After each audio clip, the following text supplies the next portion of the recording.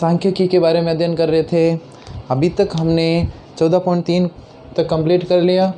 आज हम चर्चा करेंगे 14.4 की। इसमें अपन जानेंगे किस प्रकार आपके माध्य, माध्यक और बहुलक ज्ञात किया जाता है। वैसे हम इनका विस्तृत रूप से अध्ययन अगली क्लास में करेंगे, उसमें वहाँ डिटेल से आपके अच्छे से और ज़्यादा दिया हुआ है, लेकिन बेसिक जो जानकारी हमें वो आपको 9th क्लास में ही मिल जाएगी। तो अपन आज देखेंगे माध्य क्या होता है, माध्यक क्या होता है और बहुलक क्या होता है, इनको कैसे ज्ञात करते हैं। तो सबसे पहले क्वेश्चन नंबर 1 को देख के अपन, एक टीम ने फुटबॉल के 10 मैचों में निम्नलिखित गोल किए। एक कोई टीम है, मान लेते हैं ये कोई टीम ए है, ठीक है। टीम का मतलब समझते ही हो, एक ग्रुप है ना। तो एक टीम ए फुटबॉल के कितने मैच खेलती है भाई, 10 मैच खेलती है। कितने मैच खेलती है, 10 मैच। 10 मैचों में देखो अलग अलग गोल करती है। पहले मैच में जैसे 2 करती है, फिर 3 करती है, फिर 4, फिर 5, फिर 0, 1, फिर 3, फिर 3, फिर 4, फिर 3, हो गए 10। 3, 3, 6, 3, 9 और 10। एक टीम ने फुटबॉल के एक मैच में कितने गोल किए, 10 गोल किए, ठीक है। आगे देखो तो कह रहा आगे आप इसका क्या निकालो, माध्य निकालो। अपन माध्य को देखें तो देखो माध्य से आपको इतना पता नहीं चलेगा, सिंपल सा मैं आपको बता देता हूँ। आपने छोटी क्लासों में औसत पढ़ा होगा, छोटी क्लासों में औसत पढ़ा होगा, बस वही आपके क्या है, माध्य है। तो माध्य बराबर क्या हो जाएगा, राशियों का योग बटा राशियों की संख्या। बहुत सिंपल है। कैसे, राशियों का योग कितना, टोटल कितनी राशि देखो, 4, 3, 7, 3, 10, 3, 13, 14, 5, 19, 23, 27, 24, 25, 26 और 2, 28, कितने हो गए, 28 बटा टोटल संख्या कितनी देखो, 1, 2, 3, 4, 5, 6, 7, 8, 9, 10। भाग दिया तो कितना आया, 1 0, एक संख्या छोड़ के पॉइंट। तो माध्य निकालना आ गया होगा। माध्य एक तरह से क्या है, औसत ही है। आप लिख सकते हो कि राशियों के योग में राशियों की संख्या का भाग देने पर जो संख्या प्राप्त होती है वो माध्य कहलाती है। तो माध्य की सिंपल सी परिभाषा, कुछ भी नहीं करना, जो आपको डिजिट्स नंबर दिए उनका ऐड कर लो और वो डिजिट है कितने उससे आप क्या कर दो, डिवाइड कर दो। क्लियर हो गया होगा अब। तो माध्य क्लियर हो गया। उसके बाद अपन मैं आपको सबसे पहले बता देता हूँ बहुलक। देखो बहुलक में समझना है, बहु का मतलब क्या होता है भाई, बहु का मतलब वो आपको जो सीरियल में देखते हो वो बहु नहीं है। इस बहु का मतलब क्या है भाई, ज़्यादा है। इस बहु का मतलब क्या है, ज़्यादा है, मतलब अधिक होना किसी चीज़ का। और लक मतलब क्या होता है, ये भी वो किस्मत वाला नहीं है भाई, लक मतलब इकाई होता है, यूनिट। अब आपको इसमें समझ में नहीं आएगा, लेकिन एक बस ध्यान से समझ, जो इकाई, जो नंबर, जो डिजिट सबसे ज़्यादा बार आया है वही आपका क्या है, बहुलक। अब धीरे धीरे समझ में आएगा, देखना। देखो सबसे ज़्यादा बार कौन आया है 2 कितनी बार आया, 1, ये तो एक बार ही आया है। 3 देखो, 1, 2, 3, 4, 3 4 बार आया। ऐसी कोई संख्या है जो 4 या इससे ज़्यादा बार आई है, नहीं आई ना।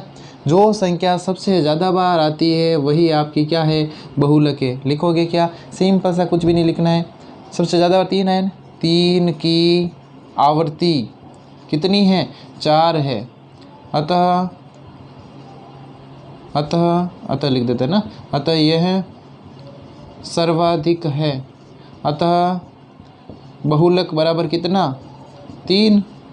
बहुलक 3 क्यों हुआ, क्योंकि जो संख्या सबसे ज़्यादा बार आती है वो क्या कहलाती है, वो बहुलक कहलाती है। क्लियर हो गया बहुलक भी।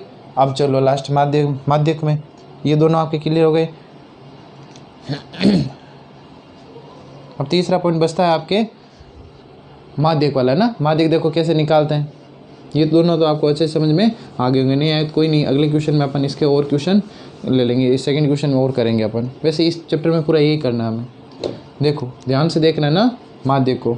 माध्यक के लिए सबसे ज़रूरी चीज़ क्या है, पहले जो अंक दिए हुए हैं उनको आरोही या अवरोही क्रम में जमाओ, असेंडिंग या डिसेंडिंग ऑर्डर। कैसे देखो, अब अपन आरोही क्रम में लिखते हैं। आरोही क्रम क्या होता है, सबसे पहले तो छोटी से बड़ी, सही है, ठीक है।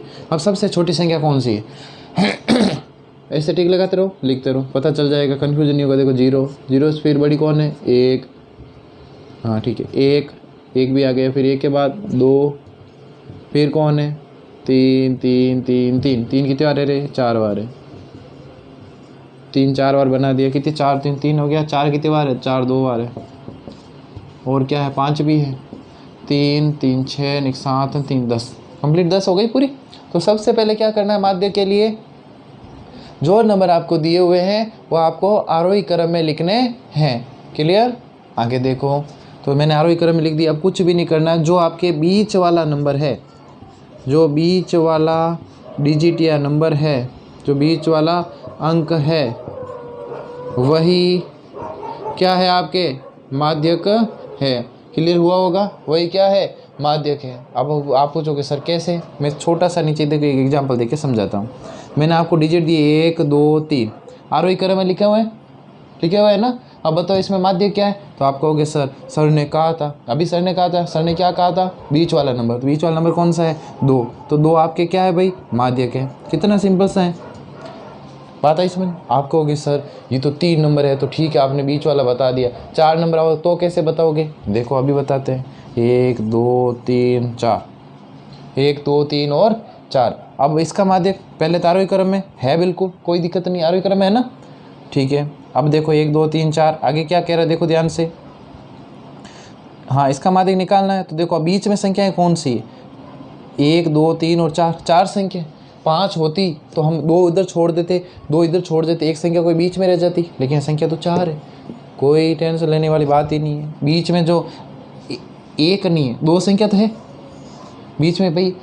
जिनमें ये संख्याएं विषम होंगी उनमें तो कोई दिक्कत नहीं। विषम का मतलब कैसे, 1 2 3, टोटल कितने नंबर है, टोटल जो नंबर है, टोटल संख्या है, वो अगर विषम होंगे तो बीच वाली संख्या, और अगर सम है तो क्या करोगे, कुछ भी नहीं, बीच में फिर 2 संख्या आएगी। कितनी आएगी, 2, दोनों को जोड़ो और 2 का क्या दे दो रे, भाग दे दो। 2 और 3 5/2, 2 का भाग 5 में देंगे तो कितना आएगा, स्पष्ट रूप से दिखाई तो दे रहा है आपको वो, ठीक है। 2 का भाग देखो 5 में देखो कितना आएगा, देखोगे ध्यान से,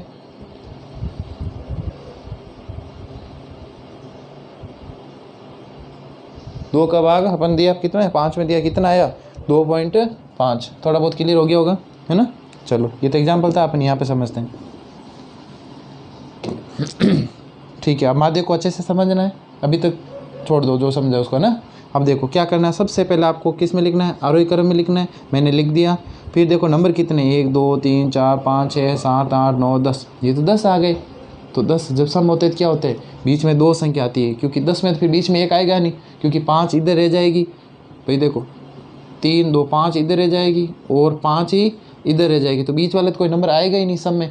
तो क्या होता है, जो बीच में 2 अंक आए हैं ना, उनको जोड़ लो, और 2 का क्या दे दो रे, भाग दे दो। 6/2 मतलब कितना आया, 3।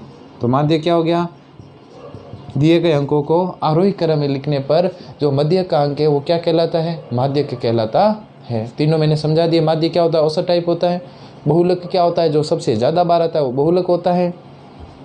माध्यक मैंने समझा दिया, जो अंक दिए हुए उनका आरोही क्रम में लिखो, और जो बीच वाला नंबर, विषम में तो कोई दिक्कत ही नहीं है, बीच वाला सीधा नंबर आपको मिल जाएगा।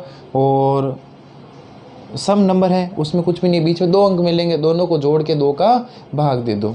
तो ये आपके पहला क्वेश्चन कंप्लीट हो गया। अपन समझेंगे अब दूसरे क्वेश्चन को। देखो दूसरा क्वेश्चन सेम क्वेश्चन है, कोई चेंज नहीं है। गणित की परीक्षा में 15 स्टूडेंट, 100 में से नंबर आए, 15 स्टूडेंट हैं जिन्होंने गणित की क्या दी, परीक्षा दी। एक 41 आए, 39 आए, 48 आए, 52 आए, 46, ये टोटल से नंबर आए। माध्य याद करो, माध्य क्या होता है भाई, राशियों का योग बटा राशियों की संख्या, राशियों का योग बटा राशियों की संख्या। ये आपको खुद को करना है, बता देता हूँ, सबको जोड़ना है। बट्टे में कितना आ जाएगा, अरे 15, 15 क्यों आएगा, टोटल डिजिट कितने हैं, 15 है। ये आपके क्लियर हो गया। माध्य के लिए क्या करना है बताया था मैंने, 15 है, विषम है, कोई दिक्कत ही नहीं। बीच वाला जो नंबर आएगा आरोही क्रम में लिखने के बाद वो आपके क्या हो जाएगा, माध्य हो जाएगा। कुल अंकों की संख्या विषम है, अतः पहले तो आरोही क्रम में लिख दो भाई। आरोही क्रम में लिखने पर, आरोही क्रम में लिखते ही फिर क्या करना आपको, आरोही क्रम में लिखने पर ये लो आरोही क्रम में लिख दो। सबसे छोटी संख्या कौन सी है, देखो सबसे छोटी संख्या आपको कौन सी दिख रही है, 39 दिख रही है मुझे तो, है ना, ये 39। फिर कौन सा 39 के बाद कोई 40 है क्या, ये रहा 40, ये और 40, ध्यान से देखते रहना भाई। 40 के बाद 41, 41 हो गए आपके, 41 के बाद 42, 42, 42 के बाद आपके 42 के बाद 46 है क्या सीधे, 46, 46 के बाद 48, बीच में कोई नंबर मिलेगा तो अपन लिख देंगे ना। 48 के बाद 48 के बाद आपके है 52, ये रहा 52, ये रहा 52, ये रहा 52, 52, 52, 52, 3 बार है ना। 52 के बाद में 54, 54, 54 कितने हैं रे, एक ही है, ठीक है। 54 के बाद में 54 के बाद में 54 के बाद में आप क्या जाएगा 62, 62, 62 के बाद सीधा आपका आ गया ये 60 पहले आएगा ना, 60, फिर 62, फिर आपके 96, फिर आपके 98, कितने हो गए एक बार काउंट कर लो, 3, 3, 6, 3, 9, 10, 10 और 5, 15 क्रम हो गए देखो, 39, 40, 40, 41, 42, 46, 48, 52, 52, 52, 54, 60, 62 और 96 और 98। अब बता दो बीच वाली संख्या कौन सी, तो माध्य एक बराबर क्या हो जाएगा भाई, बहुत ही सिंपल सा 15 है, कोई दिक्कत नहीं है, 7 इधर छोड़ दो, 3 2 5 2 7, 7 उधर छोड़ दिए और 7 इधर छोड़ दिए, देखो 3 3 6 ने 7, बीच वाला नंबर कौन सा है 52, ये आपके क्या हो गया माध्यक। बहुलक बताओ तो, अरे बहुलक तो बहुत ज़्यादा सिंपल है, जो संख्या सबसे ज़्यादा बार आई है वो क्या कहलाएगी, बहुलक कहलाएगी। कौन सी संख्या सबसे ज़्यादा बार आई है, एक बार अच्छे से देखो, आपके 52 सबसे ज़्यादा दिख रही है, देखो ध्यान से 52 कितनी बार आई है, देखो 52 आपके टोटल 3 बार आ चुकी है, तो 52 क्या हो जाएगा इसका बहुलक हो जाएगा। तो अब आपके क्लियर हो जाना चाहिए, माध्य आप खुद निकालोगे, कमेंट करके आंसर बताओगे, ठीक है। अपन आगे चलते हैं ना। क्वेश्चन नंबर 3 क्या कह रहा है, देखो इंपॉर्टेंट क्वेश्चन है, बहुत ही सरल क्वेश्चन है। तो क्वेश्चन नंबर 3 कह रहा है निम्न प्रेक्षणों को आरोही क्रम में लिखा हुआ है, कुछ दिए हुए आपको प्रेक्षण क्या होते हैं, कहीं पर अगर कुछ मान याद करते हैं, एक तरह से मैं कह रहा हूँ चलो कोई संख्या है, जैसे अपन देखा भाई 15 बच्चों के इतने नंबर आए टेस्ट में, ऐसे कैसे कुछ प्रेक्षण मतलब नंबर दिए हुए हैं, कुछ हमने प्रयोग किया तो हमारे रिजल्ट तो हमारे क्या आया, रिजल्ट आया। या मान सकते हो कि कुछ नंबर्स आपको दिए हुए हैं भाई, इन प्रेक्षणों को आरोही क्रम में लिखा हुआ है, इनको आरोही क्रम में लिखा हुआ है, किस क्रम में लिखा हुआ है आरोही, जिस क्रम में मतलब हमें आरोही क्रम में लिखने की जरूरत नहीं पड़ेगी, अपने आप लिखा हुआ है। 29, 32, 48, 50, x+2, 72, 78, 84, 95। इसका माध्यक हमें दिया हुआ है कितना भाई 63। ये कह रहा है कि x का क्या ज्ञात करो, मान ज्ञात करो। बहुत ही सिंपल है ये तो।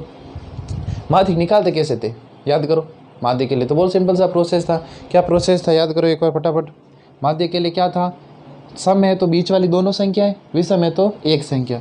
यहाँ देखो 1 2 3 4 5 6 7 8 9 10, सम है तो बीच वाली दो संख्याएं, 4 इधर छोड़ दो 4 इधर छोड़ दो, बीच में दो संख्या है ना। और बट्टे में क्या देना था याद करो, 2 का भाग देना था, बट्टा कितना 2 बराबर क्या होता है माध्यक। ये तो फॉर्मूला होता है, बीच वाली दोनों संख्याओं का योग बट्टा 2 बराबर क्या होता है माध्यक होता है। अब माध्यक कितना, माध्यक है कितना, देखो आंसर में दिया हुआ ना 63 63, ज्ञात कर लो। x सोल्व कर लो ना, चलो x और x कितने x हो गए 2x प्लस के 2, ध्यान रखना गुणा नहीं है प्लस है, बट्टे में 2 था इधर आ जाएगा। हमें x का मान ज्ञात करना है ना, मतलब अकेला करना पड़ेगा x को। 2 3 6 2 6 12, 2x प्लस का 2 उधर जाएगा तो माइनस में 2, 126 में से 2 गए तो 124, 2x x इक्वल टू कितना हो जाएगा भाई 124/2 62। बहुत ही सिंपल सा था, एक और वापस फटाफट समझ लो। देखो 2 3 6 2 6 12, 126 में से 2 गए तो 124, 124 में 2 का भाग दिया तो कितना आया 62। बहुत ही सिंपल सा क्वेश्चन था। आगे अपन देखते हैं, पहला नंबर x आ गया, दूसरा क्या है, दूसरा यह अगला अंक है ना, अगला अंक कितना हो जाएगा, सिंपल सा देखो कितना दिया हुआ x+2 में क्या हो जाएगा, x की वैल्यू कितनी है 62, 62 + 2 कितना हो गया 64। तो ये आपके दो आंसर हो गए, क्लियर है। क्या करोगे इसमें, इस सारी चीज़ें आप उनको माध्यक दिया हुआ था, माध्यक दिया हुआ तो हमें x का मान निकालना है। x का मान आप बहुत ही सिंपल तरीके से निकाल सकते हो। अब आपके क्वेश्चन नंबर 4। क्वेश्चन नंबर 4 आपको खुद को करना है। क्वेश्चन नंबर 4 देखो क्या कह रहा है, ध्यान से देखोगे। क्वेश्चन नंबर 4 आपको कह रहा है कि बहुलक याद करो। तो जो संख्या सबसे ज़्यादा बार आई है वही आपका क्या है, बहुलक है। बहुत ही सिंपल सा है। चौथा क्वेश्चन मेरे हिसाब से आप कर लोगे। सबसे ज़्यादा बार नंबर कौन सा दिख रहा है, 14 दिख रहा है मुझे, 1 2 3 4। इसके अलावा कोई अंक है क्या, 28 नहीं, और कोई अंक नहीं दिख रहा। मतलब इसका बहुलक सिंपल सा 14 हो जाएगा। आप एक बार करके भी देख लेना। क्वेश्चन आपको स्पष्ट रूप से दिखाई दे रहा होगा। आंकड़ों 14, 25, 14, 28, 18, 17, 18, 14, 23, 22, 14, 18 का क्या ज्ञात करो, बहुलक ज्ञात करो। अब क्वेश्चन नंबर 5 को अच्छे से समझना है, इंपॉर्टेंट क्वेश्चन है। इस टाइप का एक ही क्वेश्चन है अपने सिलेबस में।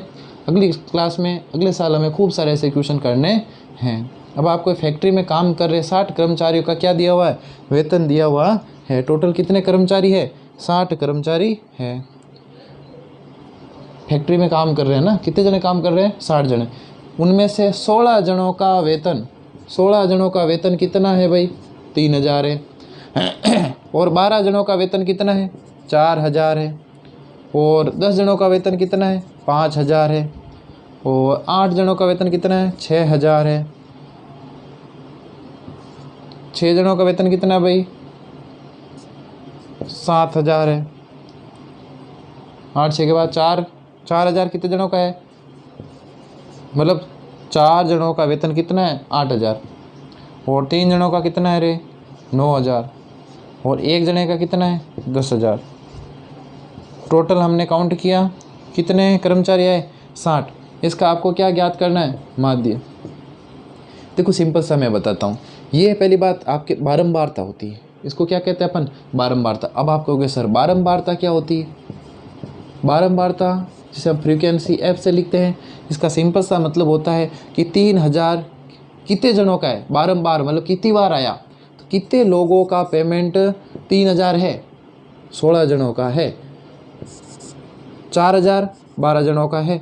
अब आपको इसका क्या निकालना है, माध्य निकालना है। तो फॉर्मूला आप कहोगे सर ने थोड़ी देर पहले कहा था राशियों का योग बटा राशियों की संख्या, राशियों का योग बटा राशियों की संख्या। अब बताओ 3000 को आप कितनी बार जोड़ोगे, 16 बार जोड़ोगे। 3000 को जब 16 बार जोड़ोगे तो कितना आ जाएगा, 16 बार आप कब जोड़ोगे, फिर आप 4000 और जोड़ना 12 बार, फिर आपको 5000 और जोड़ना है कितनी बार, 10 बार, फिर आपको 6000 जोड़ना है 8 बार, 7000 जोड़ना है 6 बार, 8000 जोड़ना 4 बार, 9000 3 बार और 10000 1 बार। उसके बाद सबको जोड़ना है कितना आया, और सबको जोड़ने के बाद कितने का भाग देना है, 60 का। क्यों, कर्मचारी टोटल कितने हैं, राशियों की संख्या कितनी है, 60। काफ़ी लंबा प्रोसेस हो जाएगा। तो अपन क्या करते हैं, इसके लिए छोटा करने के लिए सिंपल सा इधर आप क्या निकाल लो, fx निकाल लो। आप कहोगे सर fx क्या होता है, इसको अपन किससे डिनोट करते हैं, x से। भाई एक जने का 3000 है तो 16 जने का कितना हो गया रे, 48000। सीधा ही बता दिया। अब 3-3 लिख के 16 बार जोड़ते फिर क्या होता, 48000। ये तो आना था, बड़ी दिक्कत हो जाती। तो सीधे ही 12 चौक 48000। ये आपके 50000 है भाई। 6 का 48, ये आपके 42, ये आपके 32, ये आपके 27, ये आपके 10। सबकी अमाउंट आ गई, टोटल ऐड कर लो। यही तो हमें जोड़ना था ना। तो राशियों का ये योग हो गया, कितना है देखो, 3 3 3 3 3 3 0 चल रहा है, ठीक है। आगे देखो 8 8 16, 16 8 24, 26 28 35 5 3 है ना, 3 1 4 2 6 3 9 4 13 4 17 3 22 22 4 25, टोटल कितने हो गए, 4 4 8 8 4 12 12 4 16 16 और 5 कितने हो गए, 21 21 22 23 24 25 26 27 27 और पीछे कितने थे, 3। ये लो 3,05,000। ये टोटल हो गया राशियों का, क्या हो गया, राशियों का योग बटा राशियों की संख्या। राशियों की संख्या कितने जनों का काउंट किया हमने, टोटल कितने जनों का किया, 60 जनों का। तो आपके डिवाइड करके देख लेना, 5083.33 ऐसा कुछ समथिंग आएगा। आप डिवाइड करके इसको एक बार चेक कर लेना। अब यहाँ पे और अगर देखें, एक इसका छोटा सा फॉर्मूला भी बना सकते हैं अलग से ऐसे क्वेश्चनों के लिए जिनमें ये सीधा अपन गुणा करके करते हैं। बनाओ तो ठीक है, नहीं तो कोई ज़रूरी नहीं है। इनका फॉर्मूला वैसे होता है, देखो हमने यहाँ पे क्या किया, f और x का गुणा किया, सही बात है। बट्टे में हमने किसका भाग दिया, f का। f टोटल कितना है, अब आप कहोगे सर एफ तो खूब सारे हैं, फिर इसी का क्यों दिया? ये टोटल है, और टोटल का मतलब हमने एफ का क्या किया? कंप्लीट योग किया। योग के लिए एक नया वर्ड आपके लिए आएगा, एक नया अक्षर आएगा आपके सामने कुछ इस प्रकार का। अब ये आप कहोगे सर ये अब बोर्ड नहीं, क्या है ये? सिंपल सा, इसको सिग्मा कहते हैं। क्या कहते हैं इसको? सिग्मा। ग्रीक भाषा का अक्षर है ये, ग्रीक भाषा का शब्द, इसका मतलब होता है योग। हमने सबसे पहले एफ और एक्स का गुणा किया, फिर गुणा कर दिया सबका, फिर सिग्मा का मतलब क्या है? एफ एक्स गुणे को सब को हमने क्या कर दिया? जोड़ दिया।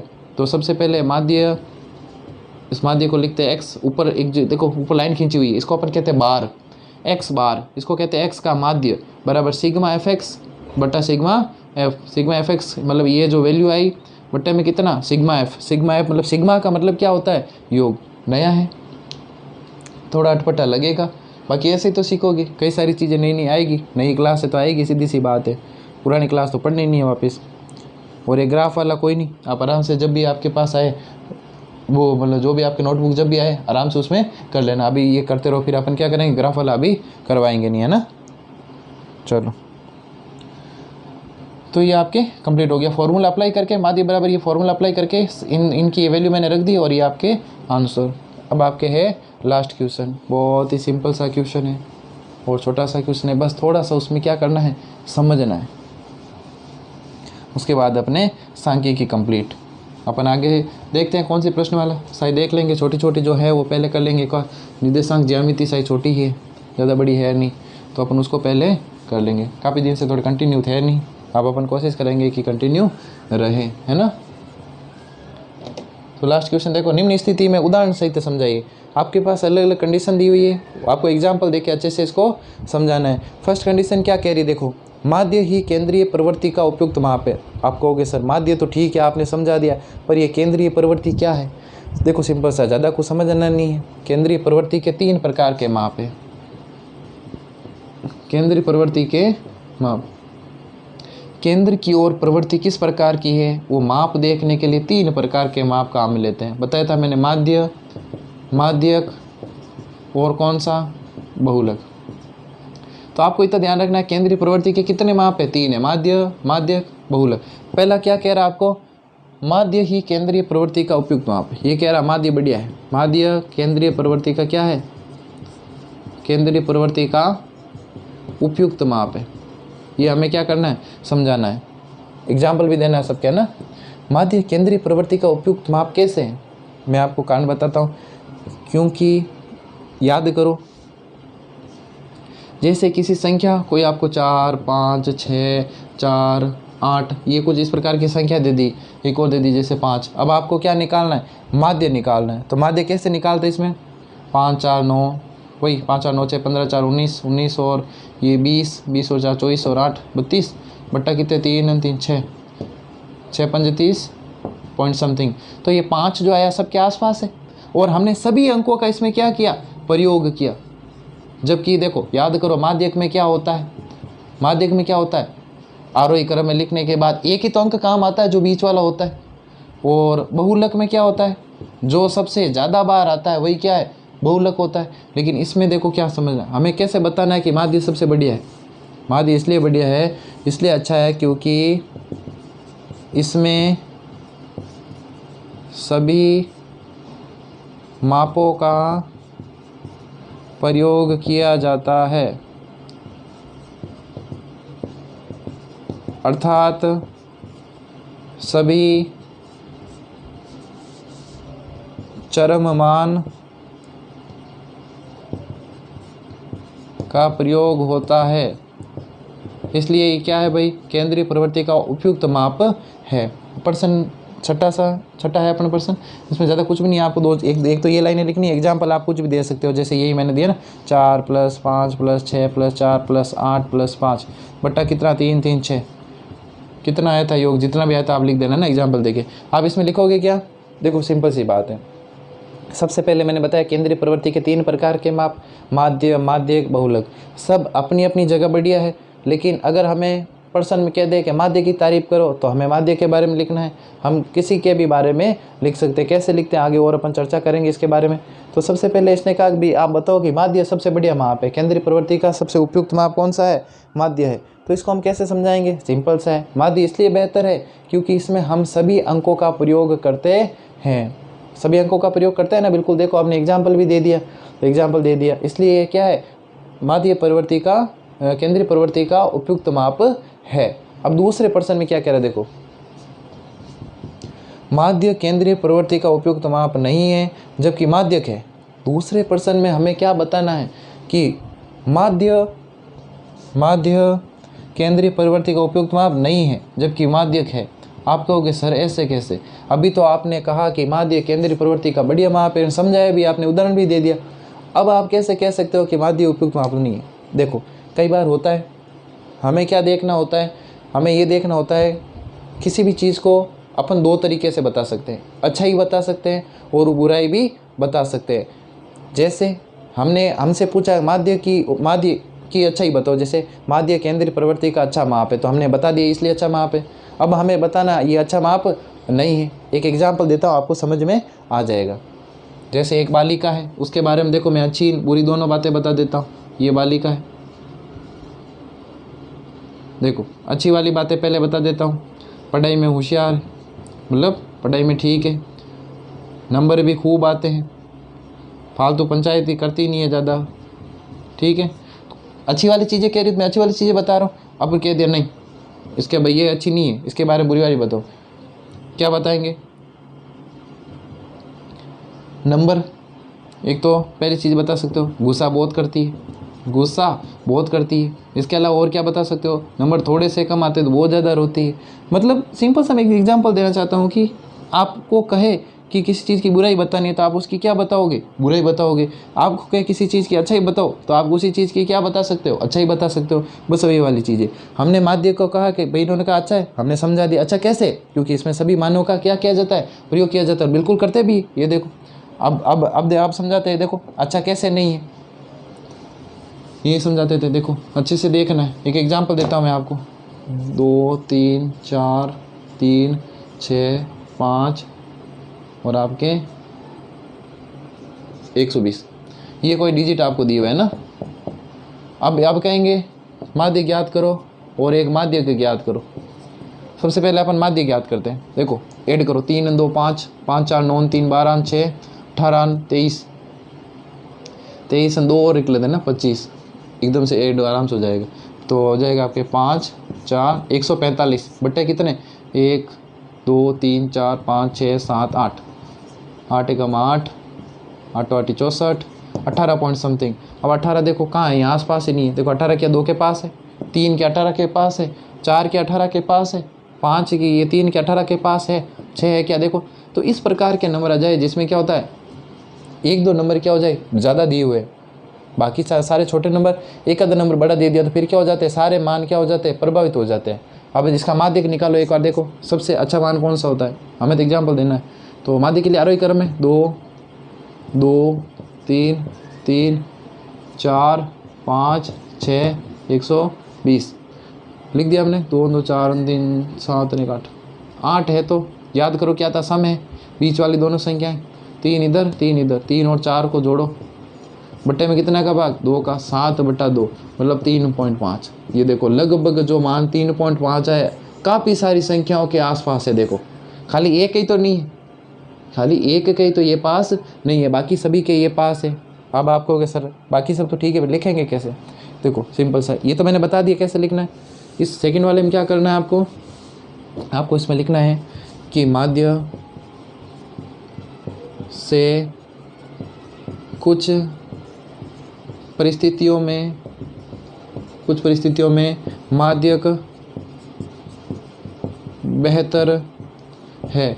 जैसे उदाहरण तो समझाना था, जैसे एग्जाम्पल दिया, ये वाला एग्जाम्पल, अभी एग्जाम्पल दे दिया मैंने, माध्य ज्ञात किया, माध्यक भी ज्ञात कर लिया एग्जाम्पल। इसमें आपको ये एग्जाम्पल लिखने के बाद नीचे क्या लाइन लिखनी है, अतः हम स्पष्ट रूप से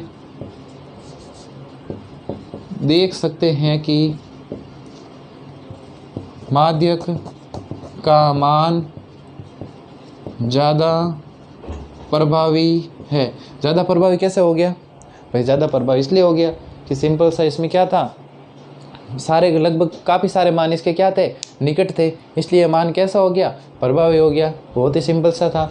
और दूसरे वाले में हमने माध्य ज्ञात किया, अधिकतर संख्याओं के वो प्रभावी था नहीं, मतलब आसपास था नहीं, तो इसलिए वो उपयुक्त माप नहीं है। माध्य क्या है, ज़्यादा बेहतर कुछ परिस्थितियों में। तो मैंने आपको छठा क्वेश्चन अच्छे से समझाया। अब आपको करना क्या है, समझ में आ जाए तो ठीक है, नहीं तो आप मुझे एक दो बार वापस भी देख लेना, थोड़ा रिवाइंड करके समझ लेना, ज़्यादा कुछ नहीं है इसमें, घबराना नहीं है बस, है ना, छोटा सा ही क्वेश्चन है, अच्छे से इसको लिख लेना। समझ में नहीं आए आप मुझे वापस एक बार बता देना, मैं अगले वीडियो में एक बार ऐड कर दूंगा। ठीक है, कल अपन नई प्रश्नमाला स्टार्ट करते हैं।